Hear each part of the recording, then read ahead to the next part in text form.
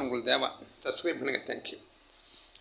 இந்த உலகத்தில் வந்து பெண்கள் பாதுகாப்புக்கு வந்து எந்த அரசாங்கம் வந்தாலும் ஒன்றும் பண்ண முடியாது.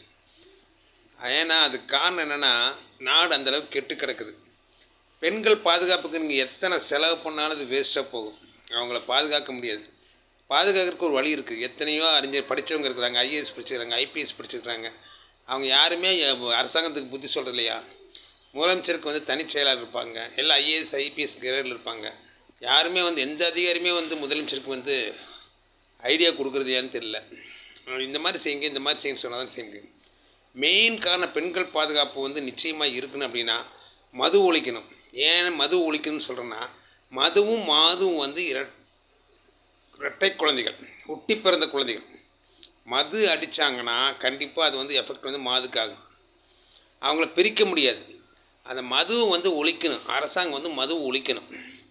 மது ஒழிக்கிறதுக்கு கையால் ஆகலை அரசாங்கத்தால் அப்படின்னா, தயவு செஞ்சு 12 மணிக்கு கடை தர்றீங்களா, நான் இரவு 8 மணிக்காவது மூடுங்க.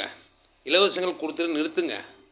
இதெல்லாம் நிறுத்தினாலே நம்ம தமிழ்நாட்டு பொருளாதாரம் அதிகமாயிடும், வளர்ந்துடும். தயவு செஞ்சு மக்களாகி நீங்கள் வந்து இலவசம் வாங்குறது நிறுத்துங்க. அதே மாதிரி இந்த அரசு ஊழியர்கள், அரசு சம்மந்தப்பட்ட சத்துணவு தொழிலாளர்கள், இந்த ஹாஸ்பிட்டலில் இருக்கிற டாக்டர்ஸு எல்லாருமே இந்த எலெக்ஷன் டைமில் தான் போராட்டம் பண்ணுறது. ஏன்னா எலெக்ஷன் டைமில் தானே அவங்க வந்து ஒன்றும் பேச முடியாது. அவங்கள சமாதானப்படுறதுக்கு ஏதோ ஒரு 1000 ரூபான்னா 1000 ரூபா ஒரு ஆளுக்காக போகுது, 1 கோடி பேருக்கு போகுது. அப்புறம் எப்படி அரசாங்கத்தில் காசு இருக்குது? மது ஒழிக்கணும்.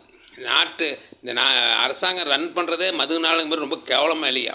மது ஒழிக்க முடியாட்டி பரவாயில்ல, தயவு செஞ்சு மது வந்து காலையில் 12 மணிக்கு திறந்து இரவு 8 மணிக்கு மூடுங்க. அப்போ பாதி குற்றங்கள் வந்து 50% குற்றங்கள் குறையும். உங்களால் மது ஒழிக்க முடியலனா. காரணம்னா மதுவும் ரெட்டை குழந்தைங்க, அதை பிரிக்க முடியாது. மது அடிச்சிருந்தால் கண்டிப்பாக மாதுக்கு எஃபெக்ட் ஆகும். ஒன்று பொண்டாட்டி அடி வாங்குவான், இல்லை இவன் ரோட்டில் போகிற பொண்ணு பிரச்சனை பண்ணுவான். தயவு செஞ்சு மது ஒழிங்க. இன்னும் காலம் கெட்டு கிடக்குது, நகையெல்லாம் ஜாஸ்தி, விலையெல்லாம் ஜாஸ்தியாகிட்டு இருக்குது. மது அருந்திட்டு என்ன பண்ணணும்னு அவனுக்கே தெரியாது. அதனால் தயவு செஞ்சு மது ஒழிங்க. மக்கள் வாழ்க்கையை வந்து மேம்படுத்துங்க.